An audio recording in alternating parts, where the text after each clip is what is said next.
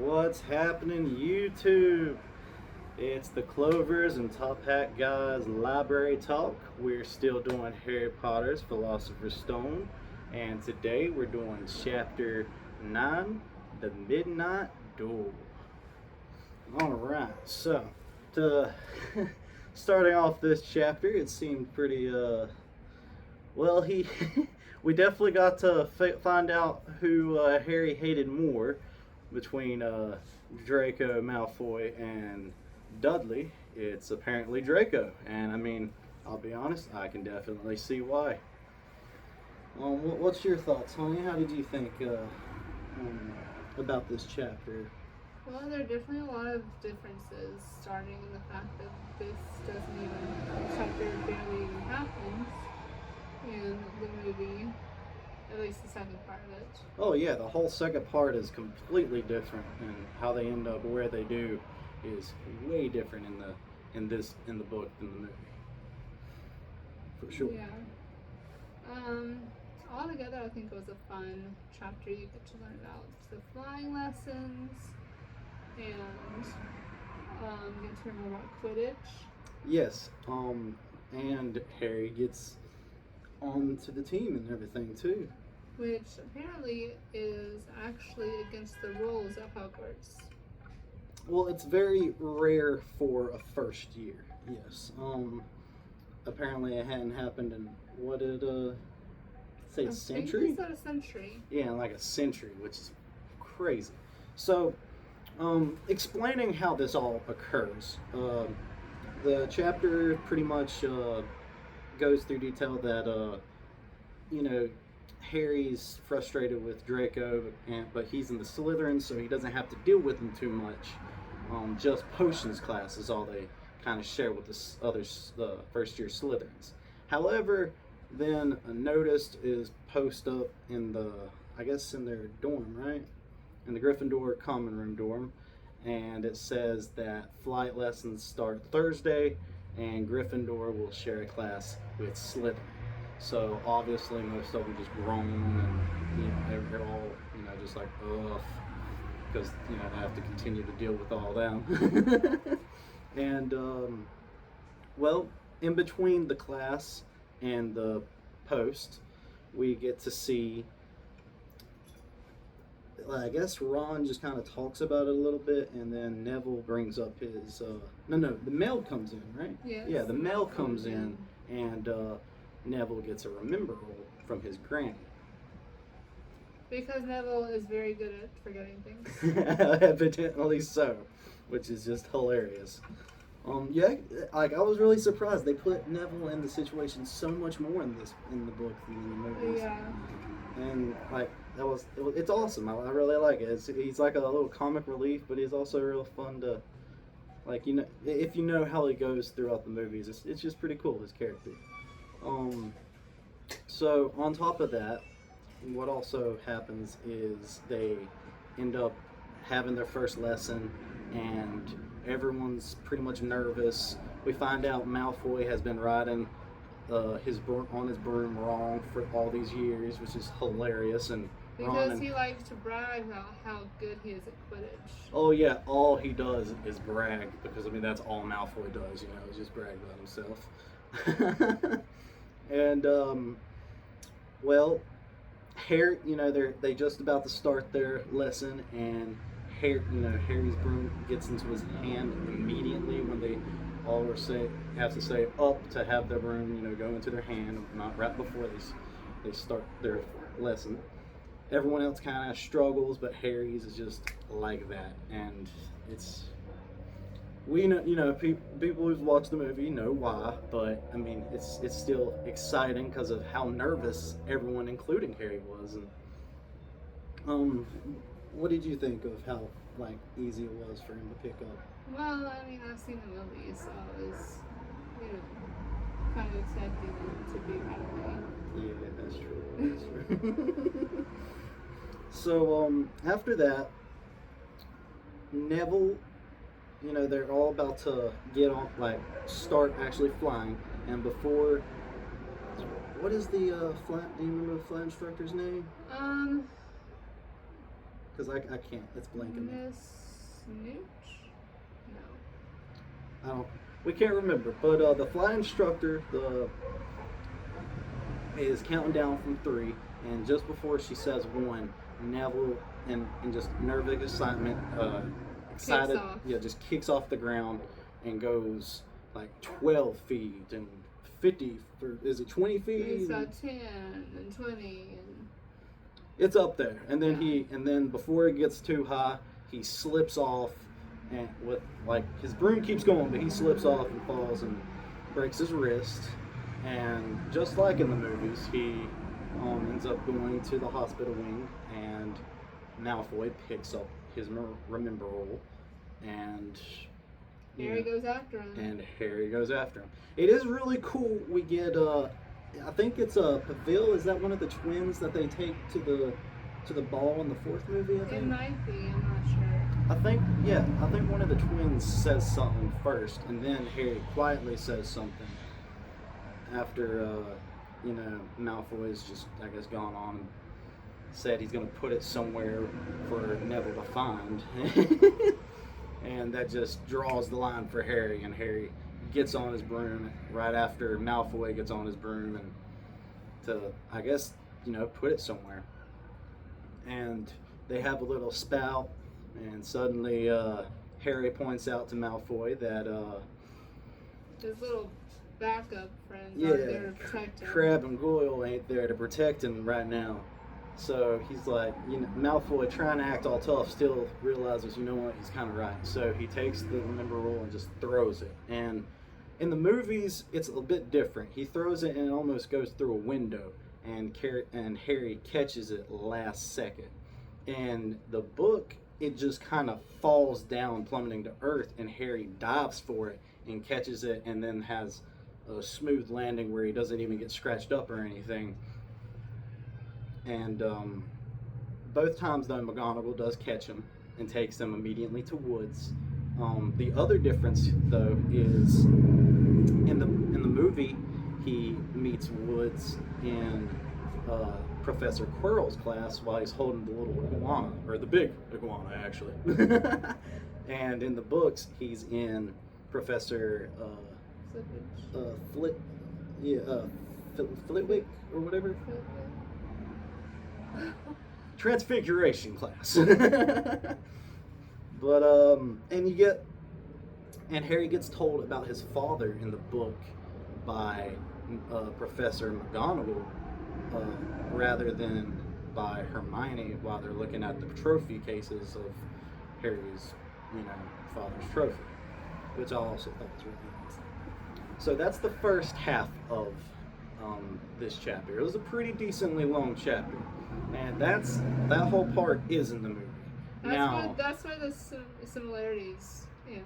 Yes, that is where the similarities end, however, because the whole latter half of this chapter is completely different. Or it happens at a different time in the movie. Yeah, it happens a lot different in the movie. So Harry gets in a spout with Malfoy once again at the dinner table. Dining hall. And Hermione even overhears it and is like, Harry, don't do this. I overheard this. You're going to lose us more points. Malfoy basically challenged him to a wizard duel. Hence the Midnight Duel title of the chapter. But yes. Which Harry has never heard of. Yeah. Ron kind of voluntold him for it, saying of course he's heard of it. Harry has never heard of it. But Harry has never, in fact, heard of a wizard duel. He's probably not heard of a normal old-timey duel either, but Ron is his second, and Crabbe is Malfoy's, if I'm not mistaken. And so it kind of goes to the dorm where they're about to sneak out, and Hermione's there right before they exit out the portrait of the fat lady, and she kind of closes her out. Well, yeah, she tries to talk them out of it, but they won't listen, so she follows them to the, outside the corridor, and then the portrait closes behind her, and she realizes the fat lady has gone for a stroll that night, and without the fat lady there to open the door back, she's closed out. And it's hilarious in the next scene because, we have the three trio here, which is really fun because they haven't entirely became the trio quite yet. I think that happens at the end of the last, or not last, but the next chapter, if I'm not mistaken. But they find a fourth member. They find a fourth member tonight just sleeping outside the corridor, I guess because the fat lady's been out for a stroll for a while tonight. Well, no, he couldn't remember the password. Oh, he couldn't. That's right. He couldn't remember the password, which is, was it Pig Snout? Yeah. Pig Snout for that night, for whatever reason. Who we're talking about is Neville Longbottom. On his way back from the hospital wing, he, I guess, forgot the password for that night because, he's Neville. I guess that's what the remember rule was actually telling him he forgot, by the way. I guess that is exactly probably what it was. Which is pretty cool. It circles all the way back around there. That's pretty neat of J.K. Rowling. I didn't even think about that while reading the chapter. But yes, so they go on a stroll to the trophy room, is where this duel is supposed to be taking place. And Neville had already seen the Bloody Baron like twice already, and that terrified him. And I don't blame him. I mean, he's pretty terrifying, I'm sure. So he tags along with them, and they're all in the trophy room waiting for Malfoy. Says a couple minutes pass, and he's pretty late, and all of a sudden they hear a voice, and it's not Malfoy. It's none other than, of course, Felch talking to Mrs. Norris. Really want to know who Mrs. Norris is married to. Like, is there a Mr. Norris, or you think it's Felch? But anyways, so of course they're like, oh snap, we're gonna get banned on our third week of Hogwarts if we get caught here. So they scramble at first quietly, but then Neville trips and grabs Ron and trips Ron as well as he trips as well because he grabbed onto him, and they all clash into a suit of armor.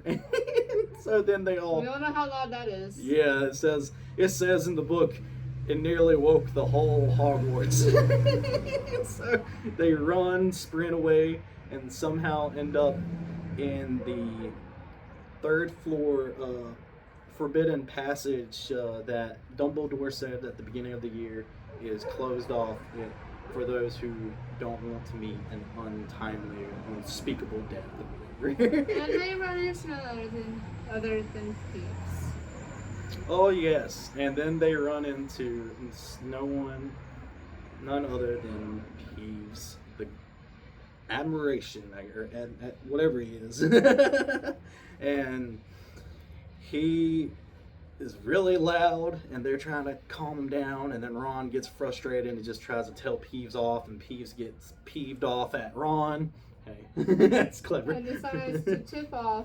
And decides to just shout that first years are out of bed, just shouting it through the whole corridor, exactly where they're at and everything. And soon enough, Felch is just right behind, closing in. They quickly find the end of that corridor and see a locked door of all things.